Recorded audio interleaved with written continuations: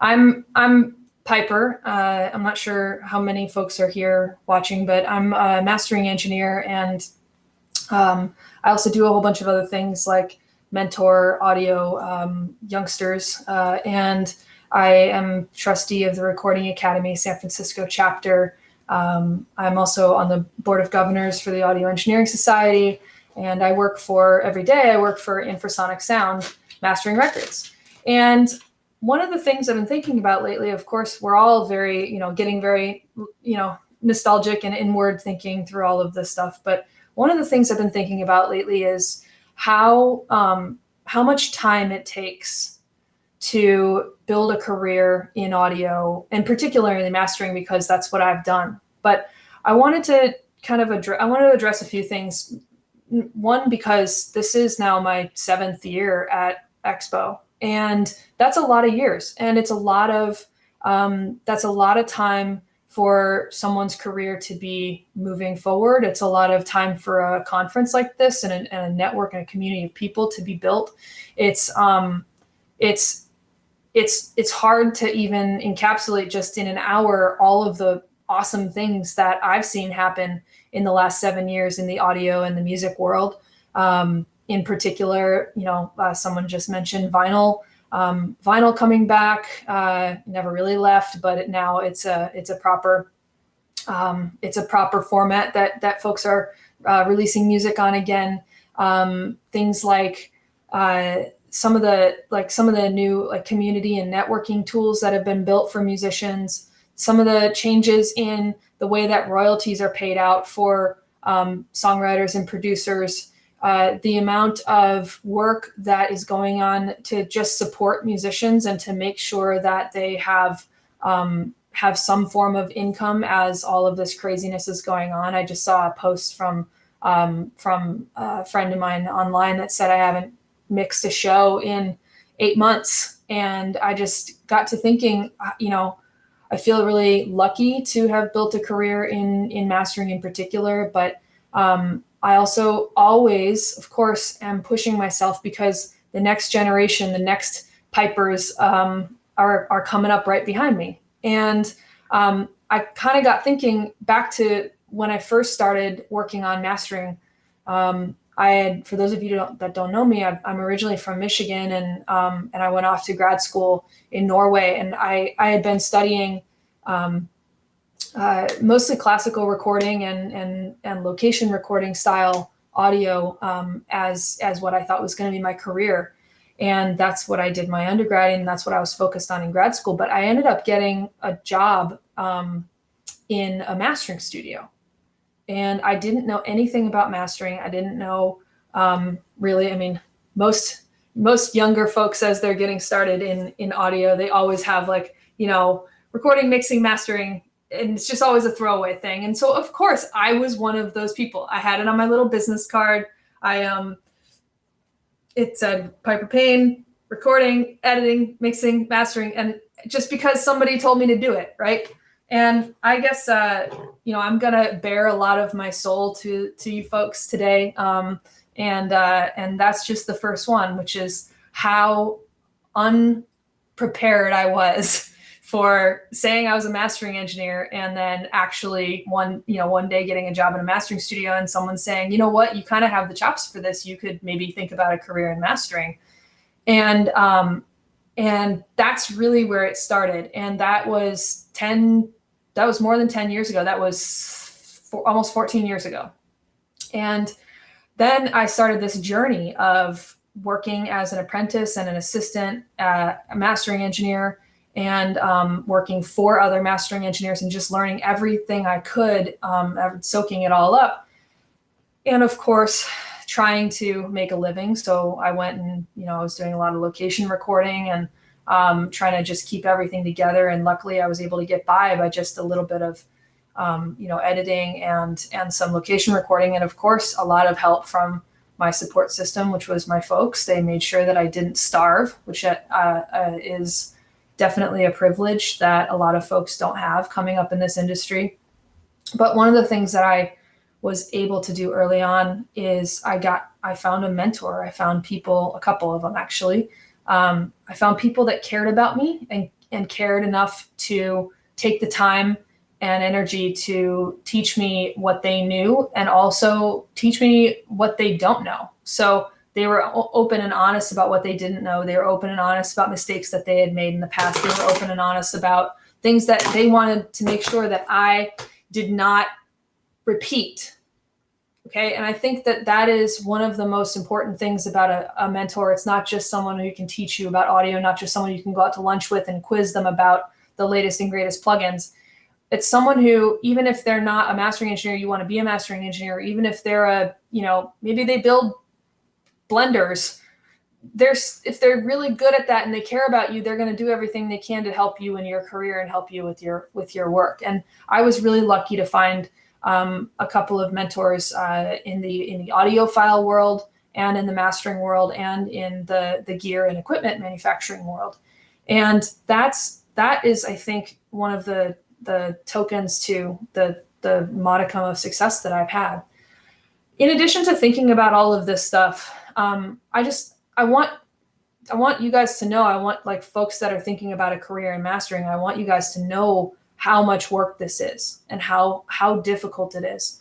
And I get asked a lot, do I have to spend, your speakers are worth $150,000. Do I have to spend that? Or your console has, $60,000 worth of gear in it. Do I need to spend that? No, it's not about the gear. It's about the listening and it's about the time. And so then I was talking to Loic about what I wanted to talk about today. And I was just like, you know what? Mastering's it's like food.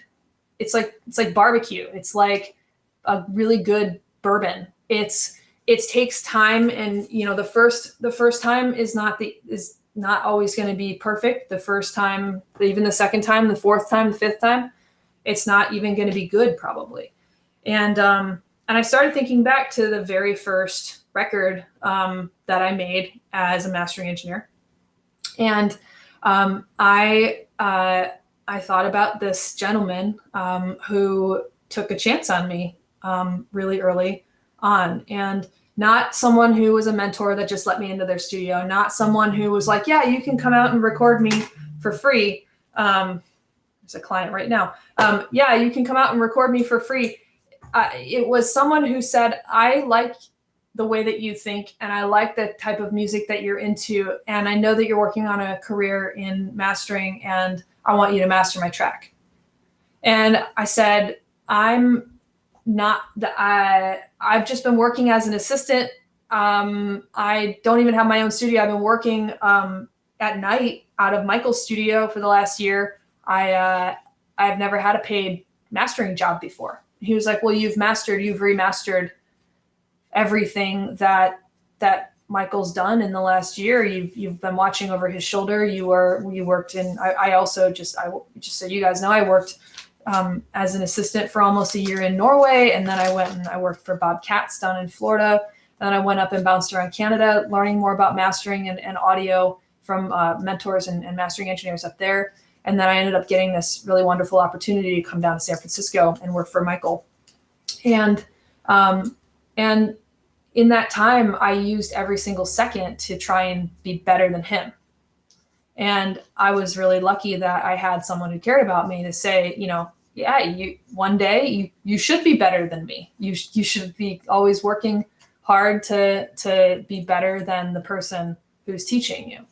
And that really meant a lot to me, that someone would recognize that I didn't have this massive client list. I didn't have this huge all music credits list, and that I didn't have a massive career behind me, but that I had worked my ass off and that he thought I was ready. And I just wanted to show you guys the first mastering intake that I got. Look, let me see if I can find this thing. I have it here somewhere. So this was my first ever paid mastering. And I don't know if you guys can see this. Let's see if I can share. I'm going to hit stop sharing just for a second so I can reshare it via this thing.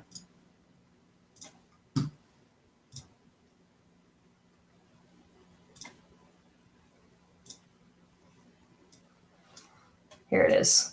I don't know if you can read this, but it says, hey, Piper, this is Arastu. We met briefly at the listening session. I have one track I need to cleaned up and mastered. It's a remix I was requested to do. The bass and high end need some polishing, and I want the overall volume to slam. How much do you charge for something like this? It's kind of a wild cinematic electro dubstep glitchcore track, Arastu. And this was back when, you know, people would send stuff in on CDs or send stuff in over the FTP. And they would, I'm going to go back to my Reaper window here. And they would actually include lots of information, like what you want it to sound like and things like that. But the first thing I did was like, first I was super stoked, and I ran and told my mom and Michael, and I got asked to do my first paid mastering gig. And then I thought, well, holy crap, what do I charge him? Like, I don't know. I don't have a rate. What do I do? I'm not really sure what even it would cost, because if I build by the hour, it's going to take me an entire month to do it. If I bill by the track, I'm going to be selling myself short as far as like the time and energy I'm spending on it. But anyway, Michael and I just came up with a number that seemed reasonable based on what he was charging and my experience level and the amount of time that it was going to take delayed on the client. And I called Arastu and I said, look, you're my first paid mastering job. And I was really clear and really honest about it. And I think that was, that instilled some trust with him in me. And I was really open. I said, look, no matter what, this thing's not going to go out where it's going to be bad, because, you know, I have a boss and a mentor and someone who's going to make sure I'm doing good work. But this is going to take me a long time to do it myself. It's probably going to take me a month. And he said, that's fine. No problem. What do you want? What do you want to charge? And I think I charged him like $85 or something. I don't remember what it was, but it was only because I think it was a longer track. Let's see. Yeah, it was almost 4 minutes long. And there was I think there was an instrumental complement to it too. So we ended up charging him that much, and everything was pretty dandy. And then I got the mix, and that was my first test, because I had to actually go back to the client who said, here's your file, go master it for me and send it back to me. And I had to say, hang on. I need a different type of file, because this one that you sent me,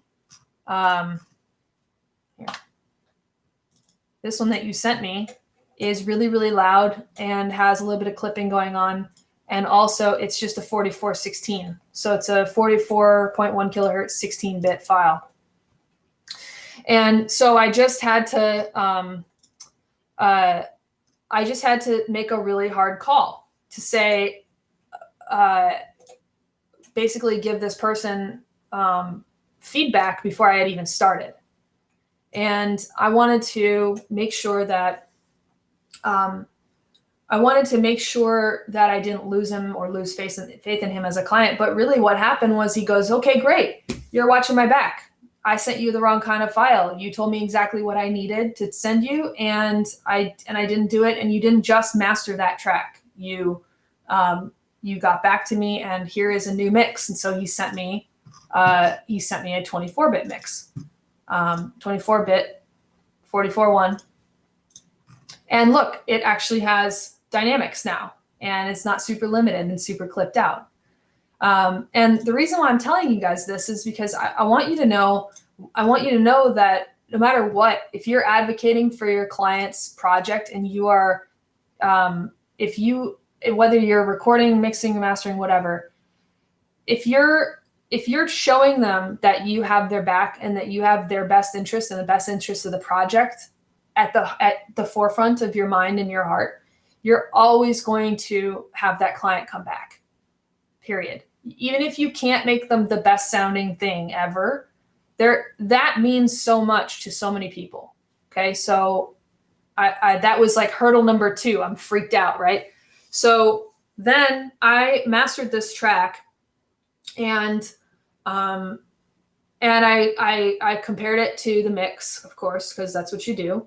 And it just sounded like crap. It didn't sound very good. Where you turn the mix up, it's got a lot of movement, it's got a lot of bass, it feels good. And then you put the master on and it just sounds flat and dull and sad. Because what context you guys don't have yet is that all of the projects that I had done that before that, I had a master to compare it to. I had a mix that I started with, and I had a master to compare it to that Michael had just done the day before or that day, where I'm trying to remaster and beat his sound of his masters every night in the studio by myself. And then he'd come in the next day and give me feedback. But the problem was now I have nothing to compare it to other than the mix itself. This is the scariest part for a mastering engineer. Scariest part. Because what you're doing is you're creating something that has a baseline of quality that many people so far, generally, many people have signed off on. The recording engineer, the artist, the mixing engineer, the producer, everybody's happy with it so far to the point where they now go, okay, now Piper, you take it over the finish line. And that is a really scary place to be, because now I'm the one that's supposed to say where the finish line is, right? No one else is going to say this is done. I'm the one that says this is done. And until this moment, when I was working with Arastu on this track, until this moment, I always had something else to compare it to say, oh, that's what done sounds like. Even if it's not even the same song, even if it's just something in the same genre, I can go, okay, that's done. My thing doesn't sound like that, so my thing's not done yet, right? So now I have this moment where I have to figure out when this thing is actually done. So in thinking about doing this presentation for y'all today, I didn't even know if I had the original master or the original mix, and I think Arastu's hard drive had crashed several years prior, and this thing never, as far as I know, never saw the light of day, which is another hard truth in mastering that you all have to know, is that a lot of the work that you do never sees the light of day. It never goes out into the world. And so I couldn't just go find this and play this for you guys and say, here's the mix and then here's the master I did. But I was able to find the mix that I mastered from. And I found what I think is the finished master, but I am not 100% sure. So this is some version of a master that I made of Arastu's track. So in the meantime, I need to send a text to my partner upstairs to ask if she can please check on the please check smoker. Okay, back to it. Because I'm right in the middle of making some dinner here. So I have this mix. It's called So Petty. It's a remix of something. I don't even have any context. I didn't even know if this was the final name for it or not. But I have permission to play this, and it's kind of nuts. Like the track itself, he could not have thrown something more ridiculous my way. And this isn't a straight ahead, straightforward rock song. This is a absolutely nuts glitchcore dubstep remix thing right when dubstep was getting started. The thing about this is the bass is really good. This thing is well mixed, but there's a very specific sound in this genre. And thank God I had spent some time going to some parties where this kind of music was playing, and I had a ton of fun and totally knew what this is supposed to sound like. But at least they didn't send me like some crazy atonal thing that I didn't really know what it was supposed to be, or some like really really incredible jazz thing that I didn't really have the tools to fix up. So this is something that I was able to master. And I'm going to play now. I'm going to bare my soul to you. I'm going to play the So Petty remix mix that I got. And then I'm going to play the very first paid mastering job I ever did. Are you ready for this?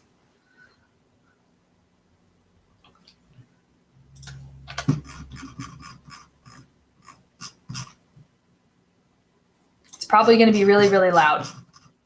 I'm going to, yeah, I don't know how loud this is going to be. We'll find out. Okay. And in the meantime, many apologies. I don't often drink on camera, but it's been a week. Look, at some point you got to show them the photos of my prep work, because then I'll show them the photos of the finished work upstairs. Here we go.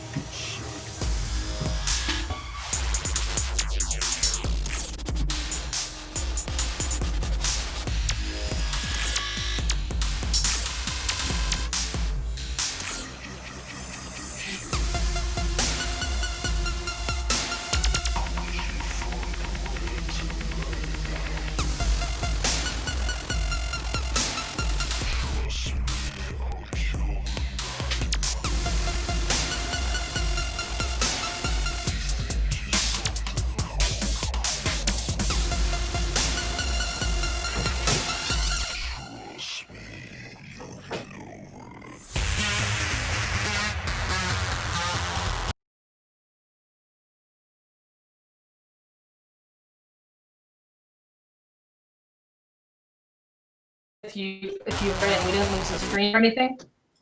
Drop a 1 if you didn't lose the stream. Should have been fine, right? There was a glitch for a second. Okay. All right. So here, well, that's the thing. You don't know if it's glitch or if it's just the music, because this music is kind of glitchy. All right. And look, LOL. Look, I just sent you an update photo of current status upstairs. All right. So here comes the master. I think this is the one that was approved, but I'm going to tell you guys something. I want someone, okay, you know what, here, let's do this. I want you guys to guess how many masters I made before I decided that this was the one I was comfortable with sending.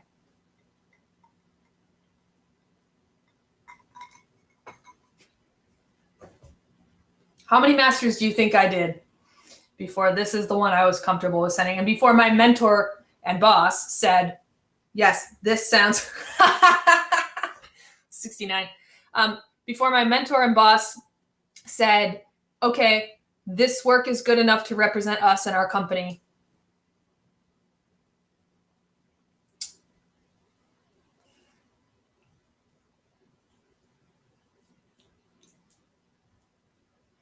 Okay, I remember that the number was in the 80s. I don't remember the exact number, but it was less than 100, but it was more than 70. I know that. So it took me the same, I listened to this track for a month straight. I did nothing else but master this track over and over and over again until I felt like it was good enough. Number one, good enough to show my boss. And then when he said, all right, this is good enough to put out.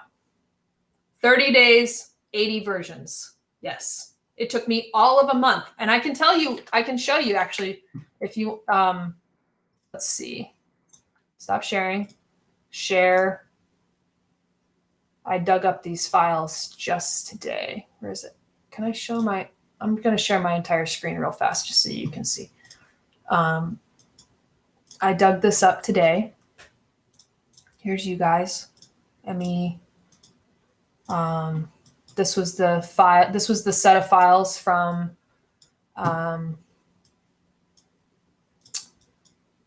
This was, that was the second Soundblade project.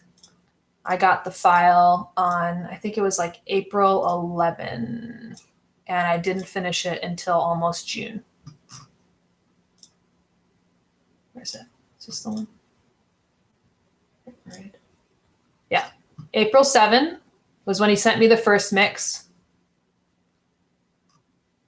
And I started working on that while I waited for his 24-bit. And then this thing actually shipped on, I think it was June 15th. Yep. Right there. Okay. So more than 30 days.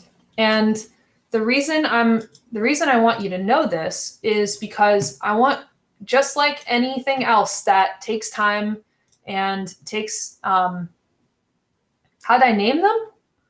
How did I name the 80 masters? They're just version 1, version 2, version 3. I want you to know that nothing is done until it's done. Okay? Just because you made 3 versions, or just because you have, even if you made 80 versions, if I hadn't made it to the 80s and it still wasn't ready, I would have kept on fucking going. If it was perfect after version 2 or 3, I would have called it a day and been done. The thing is, now you have the time, as you're early in your career, and you have to protect your reputation. Because if I put this thing out in, if I got tired or bored of it in, version 11 or something, and I was like, okay, it's good enough, what would have happened? I would have lost respect from my client. I would have lost respect from my boss and mentor, because he didn't think it was ready after version 11. He didn't even think it was ready after version 60. I probably showed him every 15 versions or so to say, hey, what kind of feedback would you give me here? And I to the point where I said, I don't think I can improve this any further. I showed it to him. He said, yes, it's done. It's ready. Ship it. And that day was way more important than that first day, than when Arastu said, I want to take a chance on you. I want you to master this track for me. The day that Michael finally said, this is done, this is ready, is the day I started being a mastering engineer. Okay. This is really, really important. And I believe this in my heart. Anyone I've ever talked to about my career so far, or spent the time, telling about how I got started in mastering, I get asked this question all the time. How'd you get started in mastering? Well, I worked absolutely nonstop as a mastering assistant for years before I took my first paid mastering gig. And the day that I took my first paid mastering gig is the day I became a mastering engineer. Okay. So somebody has a couple of questions here. I'll look through them, but I'm gonna play this master that I thought was good enough to ship. And this is, I don't know if this is actually the one that he approved, because I don't have the drive. I can't find the drive where this master may have actually been stored, but I did find a version of the master that has the same markings of what I would have sent a client. And I don't remember that he had a lot of feedback for me. We didn't go into a lot of revisions or anything. So this is probably pretty close to the master. So here it is.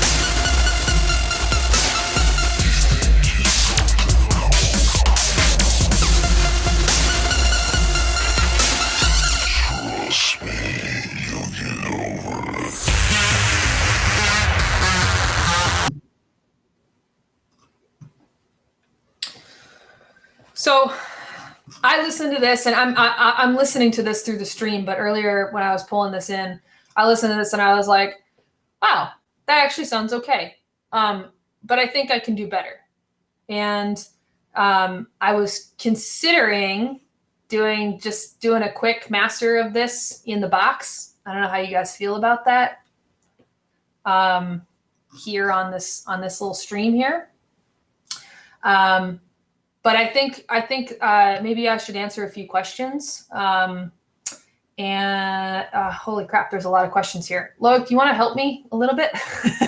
Of course. Let's go back a bit so, at the top.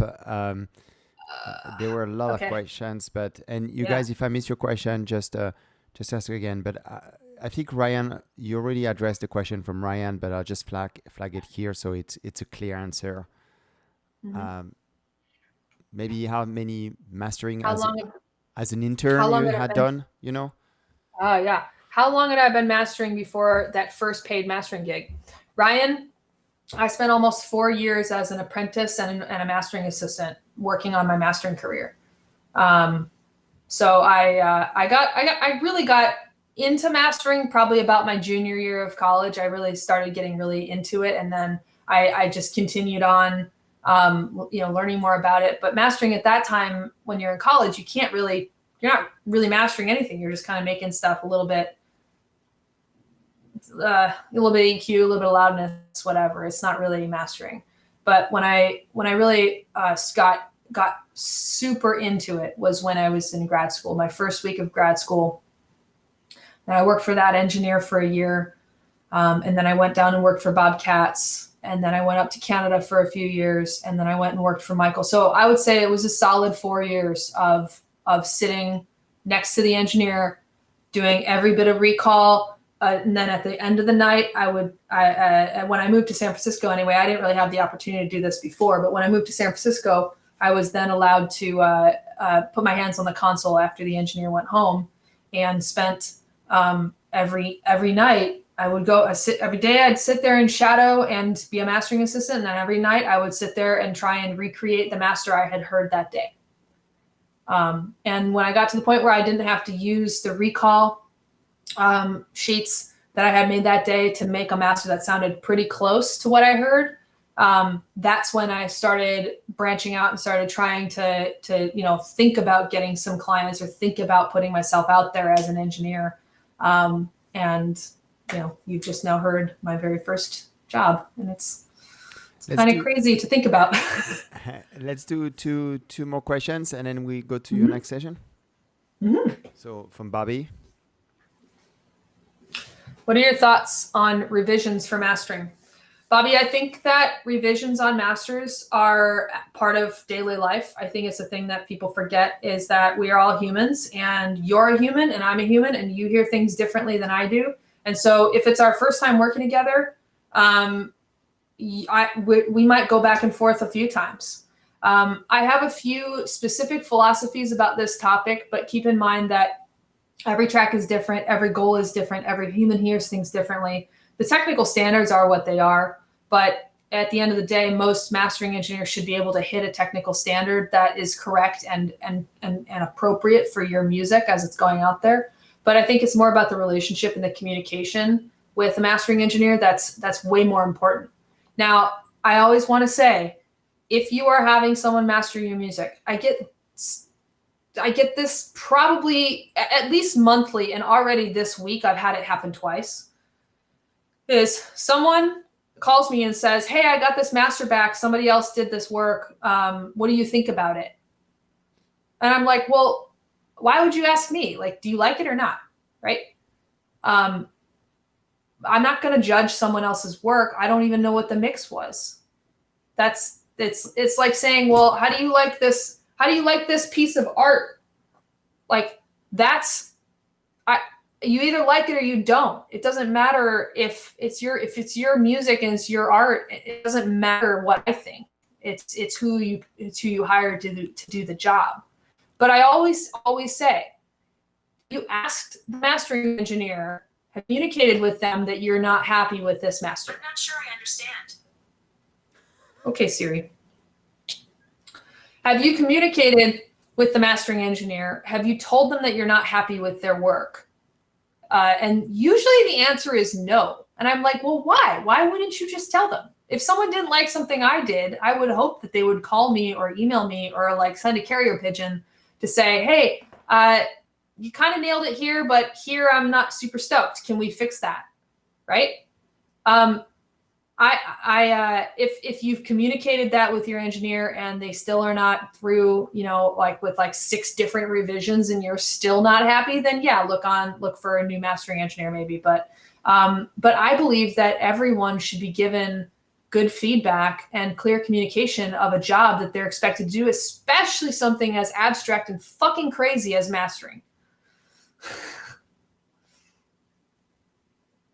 I'm all about revisions. You work on it till it's done. I never stop until the client's happy. That's it.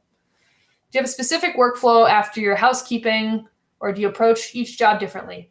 Well, James, you would assume that I'm doing any housekeeping whatsoever. If you saw the other parts of this room, you would know that it is a fucking mess. No, I'm just kidding. After housekeeping, like checking, I think James is asking, like, after we know that we have the right file to master, we have a mix that's appropriate for mastering, what happens next? I do have a workflow. Generally, my manager/assistant, Raylan, will load in the files for me into a session. She'll check to make sure everything is good to go. She's a badass mastering engineer and badass manager, and I really trust that she's always got my back on this stuff. And so she'll communicate with the client if there's something that we need that we don't have in order to complete the job. But from there, session shows up on my desk. I will run some tones. I'll make sure that the gear is working appropriately. I'll make sure I feel good. I've been caffeinated. And then we start mastering. I have a mastering transfer console that is an MTC, Masterlec MTC1. Got a whole bunch of other analog gear like EQs and compressors and stuff that, it's just most of the time it's all in the same chain, but it's sometimes things move just a little bit. Sometimes we'll use the transformers on a project. Sometimes we won't. But for the most part, my masters are outboard analog real-time masters with maybe some plugins or a little bit of hybrid work on the front end of that. Then from there, the project is mastered. We capture a fully new file. And then we export that file out into the world and create a bunch of different resolutions for the client. And then we, put it out there. And if they have revision requests, then we take care of them. If they don't, then Bob's your uncle and the track gets released. Let's continue with the session, and we save a couple of questions for after. Right on. Sounds good. Look, are you gonna put my barbecue photos up for them?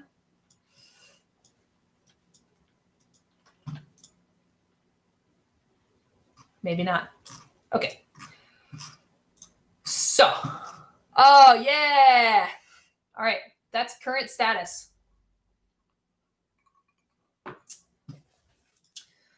Okay. Here we go. So, this track, I have to make sure that this is sending to the right place. Hang on one sec. This track goes down here. Receive from that. Okay.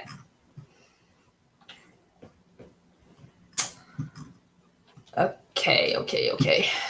The best compliment I ever got was an Instagram message that somebody sent me that said, I came for the, what did they say? I came for the mastering tips and stayed for the barbecue photos.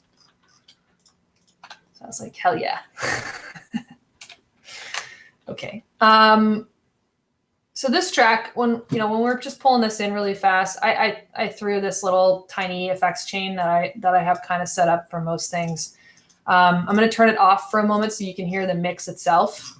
And I'm going to kind of blow through this really fast, and I'm happy to answer questions about it afterward. But this is literally just some fun. Like, I'm just like, can I beat my first master? I don't know. We'll find out. Who knows? I'm not even in my mastering room right now. I'm just in the downstairs studio. There's an API sitting in front of me you can't see with my PMs, a pair of PMCs, a pair of ATC 25s, and a whole bunch of conversion and all kinds of crazy shit. There's a mothership right there.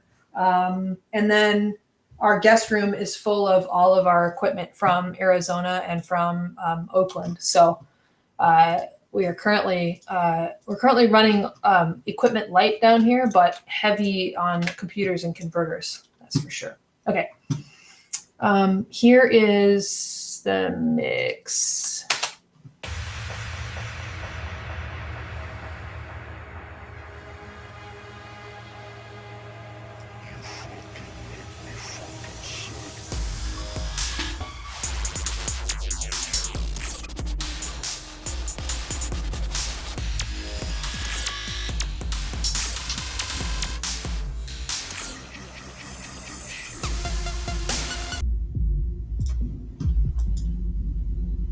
I don't know what's going to happen here. I'm listening to this through the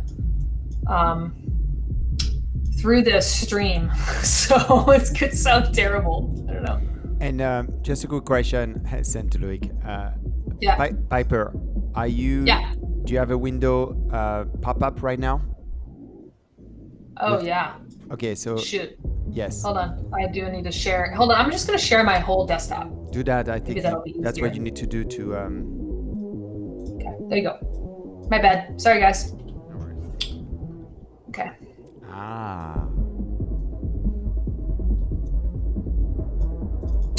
I'm a major fan of super tight filters in the digital domain.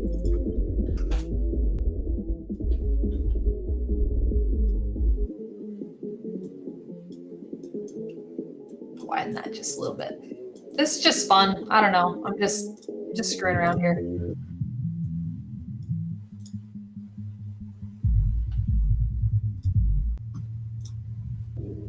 I believe that when you have pretty much everything under, like, what is this, 500? Everything under that, maybe I usually will solo stuff up under about 300, 350. And you should get a really, really good understanding of what's happening in the entire song. Like, it should be something fun to listen to even before you unsolo stuff.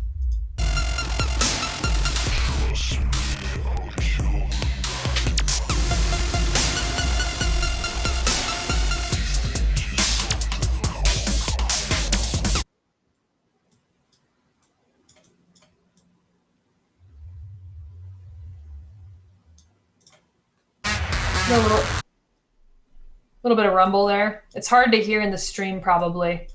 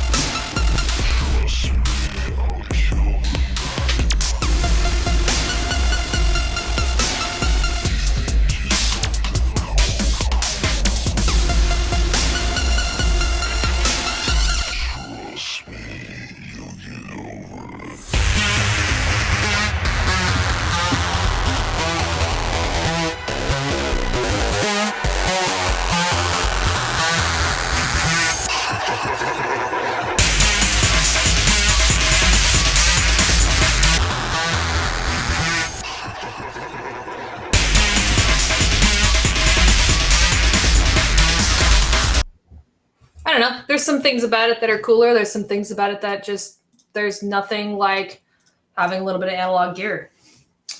Okay. We have very similar mastering taste. That's cute. So yeah, this is just a little thing I threw together just to screw around in the digital domain. I'll probably just remaster this because it'll be fun. No, I don't mess around with panning much at all in the mastering process. Definitely you're going to hear some image shift. That's for sure. But no real panning or anything like that. Okay, look, any other questions to hit on here? Your use of sidechains in your multibands and C2 comp is really intriguing. Could you walk through the logic for that? Yeah, certainly. Happy to. I believe that, Ryan, I think that making your compressors work less hard over multiple stages is better than making one compressor work really, really hard. So this, first of all, this little tool right here called Route 1 is made by Leapwing, and it is fucking awesome. I really love it. And they are sponsoring this session. And, cool. And giving away a free plugin of your choice. Make sure to register for the raffle. It's at the bottom of the webpage. But yeah, and Route 1 could be one of them. Route 1 is their brand new plugin.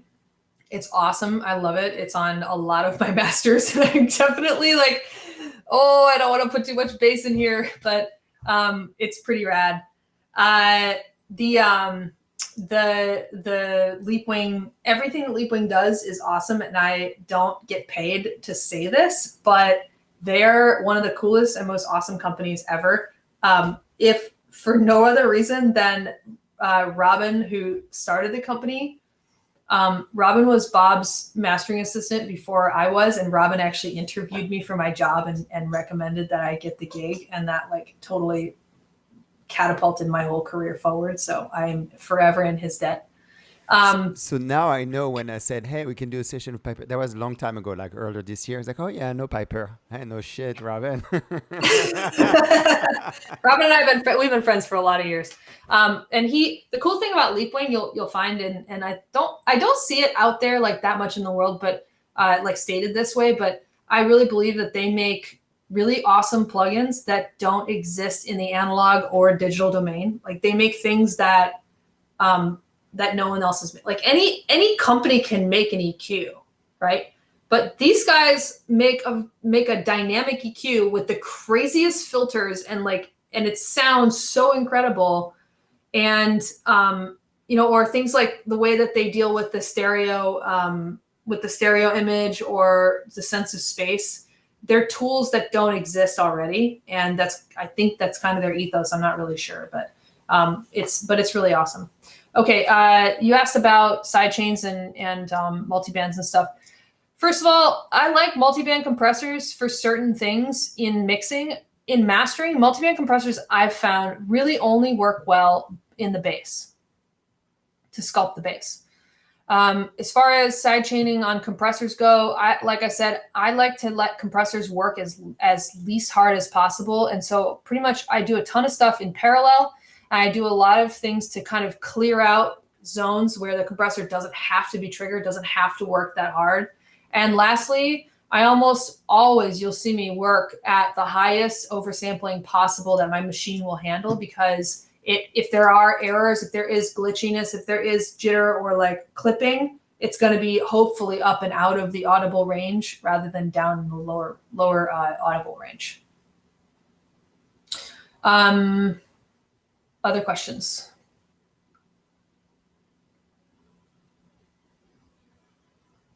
I feel like my field of options, a lot of complicated things. A lot of times we just go back to the basics and get the job done. Do you feel similar with mastering? I do, Ryan. And actually funny enough, like I started my career in audio was actually because I was in an electrical engineering program at U of M.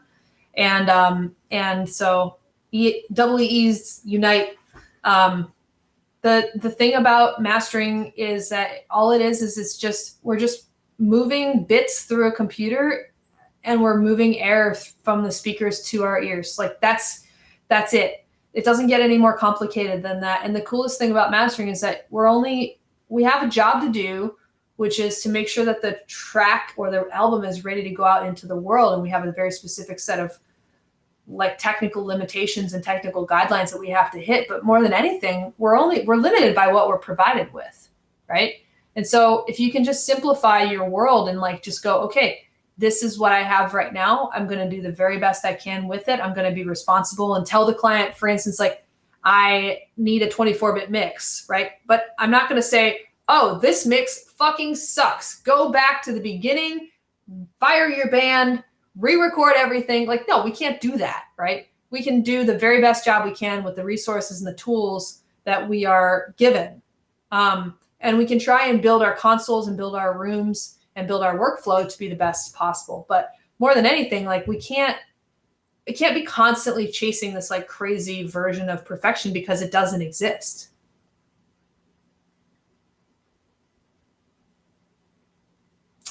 What should artists, producers, and mixing engineers avoid doing to leave, I'm guessing, room for mastering engineers, like processes to not do? Mostly just like try not to let the thing be clipping, like silly clipping, please. Right now with 24-bit as the standard that we're getting for masters all the time, like I don't have to go on that like soapbox all the time where I'm like, don't send me MP3s. Most people are sending me higher resolution, at least 48K, sometimes up to 96K, 24-bit mixes, and they're not destroying it. They're mixing it loud because a lot of times when you're working in the box, you can mix fairly loud. But that's the biggest thing is like make sure that at least it's not clipping. Give us a little bit of tops and tails, like a little bit of room at the head of the file. Here, I'll show you what I mean. When you, let's see, look, can you pop that back in there? See this guy? I mean, that was actually the head of the file, which is cuts off. See that? I'm gonna blow it up for you. See how that that waveform actually cuts off on the beginning? That's the first wavefront. And so if you're cutting off that first wavefront, you're going to hear a click or a pop. And what you're going to be missing is that first big push of air out of the speaker, because the speaker only does what the computer tells it to do when it's playing back audio. So right there, the speaker is going to create a pop or a tick, and it's not actually going to create that first big like boom kind of sound that I think they wanted.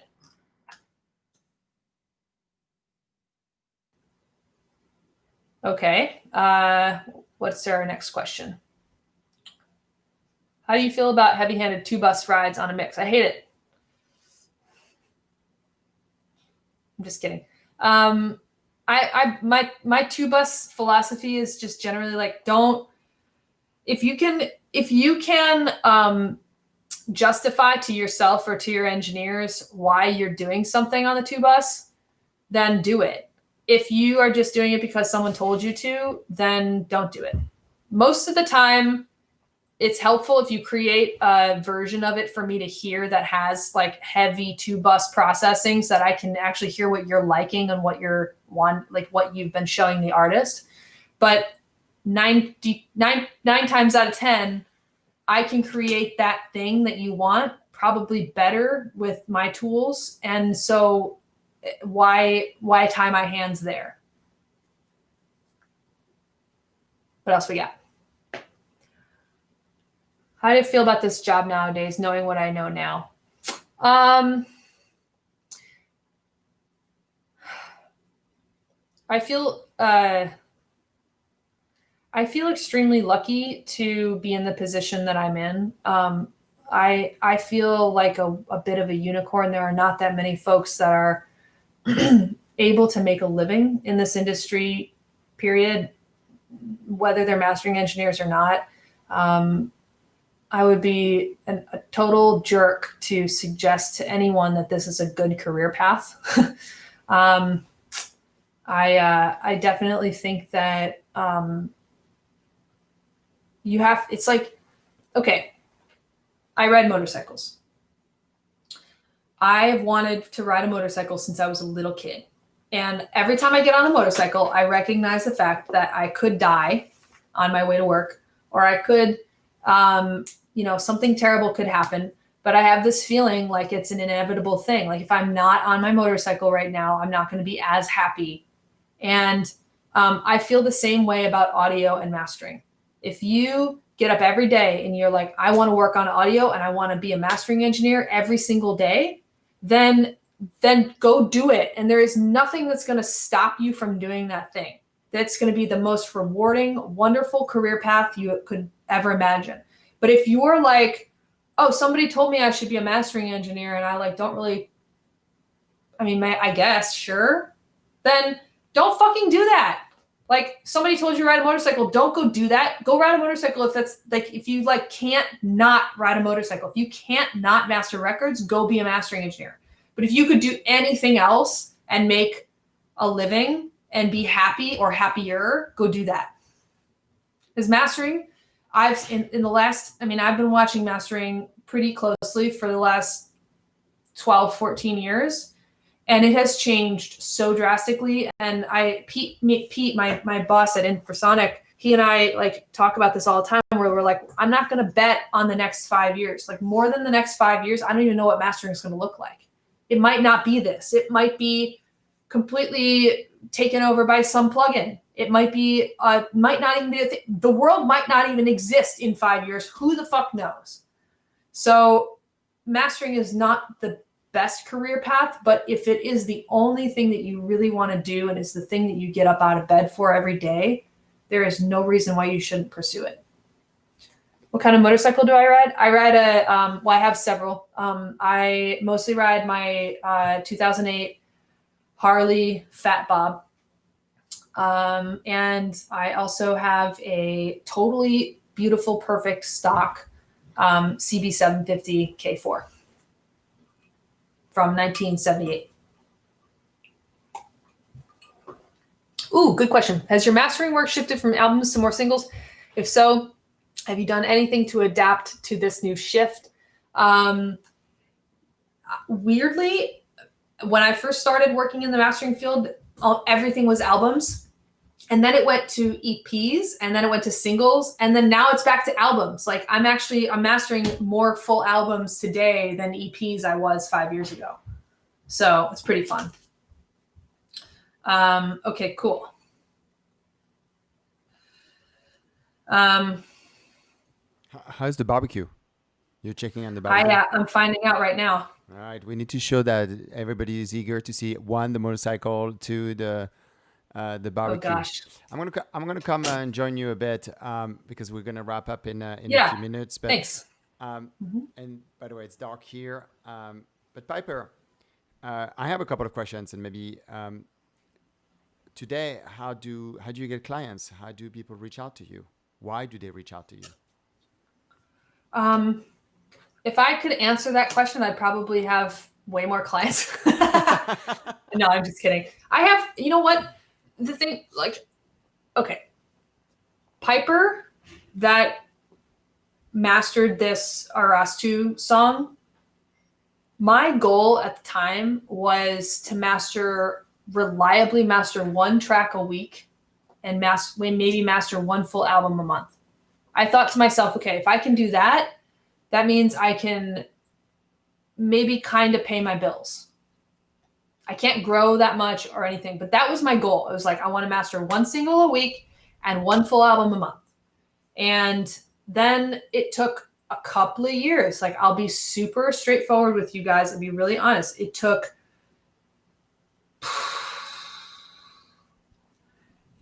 probably 6 months to be reliably mastering a single a week and maybe an EP every 2 months.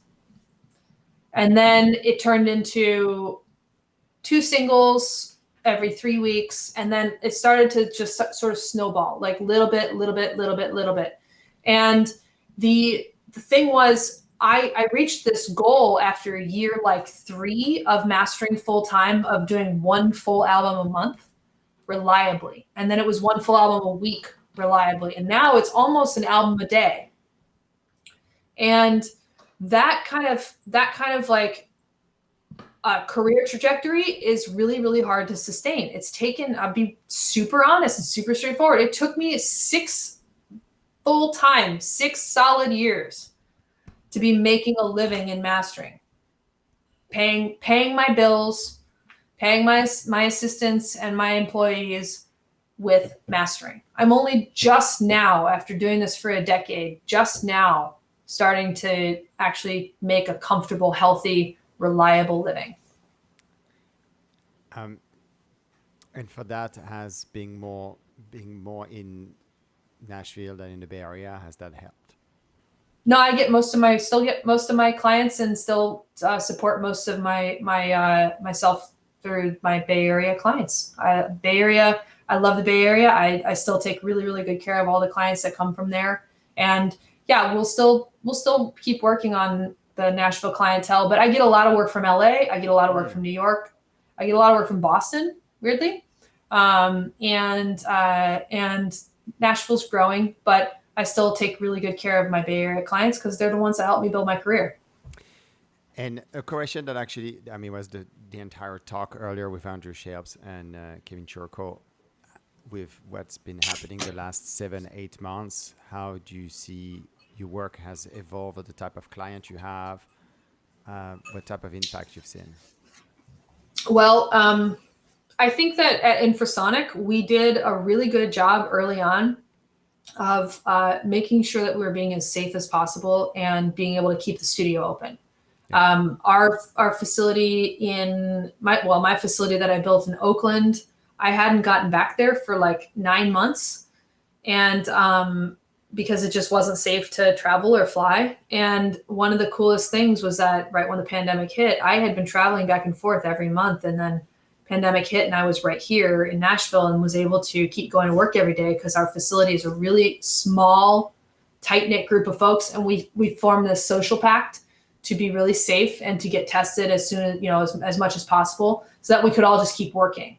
And so I go in and I work at night there, and then Pete works during the day out of that room. And then at some point we'll set me up a room here, I think. But right now I'm really happy. And one of the reasons I've been able to continue working is because we had that opportunity to like really all kind of quarantine together and lock down together and keep working, because a lot of my friends and colleagues that were like on the big movie lots, for instance, in LA, or some of the folks that worked in, like, they had studios in like big buildings in New York. They couldn't actually keep their studios open for several months. Here we go. Come on, come show them. I'm cooking dinner. Oh, she's busy. Here we go. Cooking 2 dinners now. Oh, we have 2 dinners. This is it. Look. Dinner is ready. It's right on time. Catherine, dinner is ready. Catherine, Love says thank you. Thank you, Catherine. She doesn't want to be on camera, but she has no excuse now. We're gonna get her. Wow. You'll get her. I'm trying not to drop. Trying not to drop a wing on the console. Drop a 5 if you're impressed with the wings here. All right, we're gonna wrap up. There is one more question, and it's a long question, and we're gonna wrap on this, Piper, because we need to get to the next session. Perfect. I'm gonna put it here on the screen for you. Have your practices changed given format changes, online platforms, people listening at earbuds, etc.? No, I still master records for big, beautiful systems. I make sure that that I always go for like the highest common denominator, not the lowest common denominator, and just assume that people are gonna just listen to it however they listen to it. And if I made a thing that sounds great on big speakers, then it sounds great on little speakers probably too. There we go. That's it. Thank you. Thank you, Piper. Go enjoy. Perfect timing. Go enjoy those wings with everybody at home. Say hello to the dogs for us. Thank you so much for having spent the last hour and 15 minutes in our company, guys. We're gonna do a quick change of scenery, and we'll be back in about a minute. I see that Gibbs is already online. Piper? Gibbs, awesome. Thank you guys. Thank you for your attention, your wonderful questions. You can find me at SF_mastering on Instagram. Piper at infrasonicssound.com is my email. Loic, I love you. Thank you very much. Love you too. Love you too, Piper. Goodbye. Thank you for everything. Bye.